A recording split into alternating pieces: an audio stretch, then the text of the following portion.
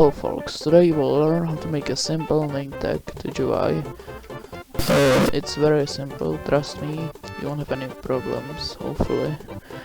Just start off by creating a part of the BillboardGUI, and what you should do is make its size to off scale, not offset, because when you zoom out, it's gonna be smaller, because it looks ugly when if you zoom out and it looks bigger. Now, make sure always on top is on and insert the text label. Make sure its size is 1,0,1,0, and I'm just gonna change the text because I like this one. Text scale, make sure, and also just make the background invisible, so because it looks better. Let's just change the color to all the way up and add UI stroke. I like this the way it is.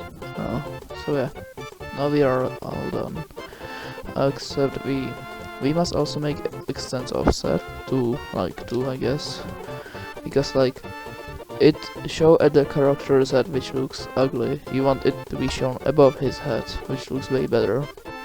So now after you've done this, drag it into server script, service enter script.